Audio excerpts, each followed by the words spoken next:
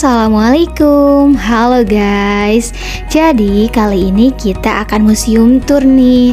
Kita akan pergi ke Museum Negeri Provinsi Banten.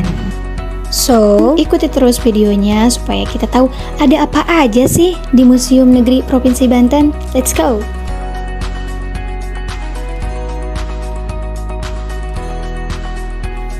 Museum Negeri Provinsi Banten resmi berdiri pada tanggal 29 Oktober 2015. Gedung ini merupakan gedung peninggalan kolonial Belanda.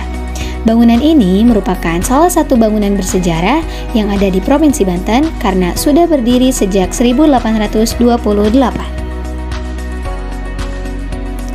Museum Negeri Provinsi Banten ini didirikan di lokasi bekas kantor residen Banten yang dikosongkan setelah membangun kantor gubernur Banten yang baru telah selesai dan mulai difungsikan pada November 2013.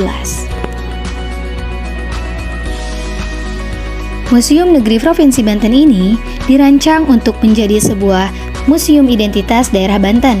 Koleksinya terdiri dari benda-benda peninggalan Banten di masa lalu dan juga benda-benda yang ada di daerah Banten pada masa sekarang.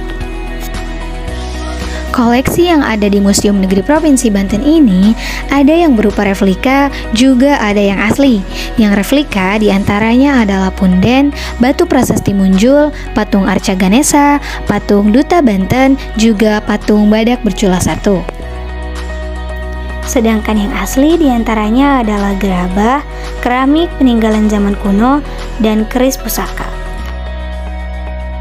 Selain terdapat koleksi-koleksi bersejarah, di Museum Negeri Provinsi Banten ini juga terdapat ruang film loh, di mana kita akan diberi kesempatan untuk masuk dan menonton video pengenalan ikon Banten, seperti badak bercula satu, video pengenalan sejarah dan proses pembuatan gerabah, juga video pengenalan suku Baduy.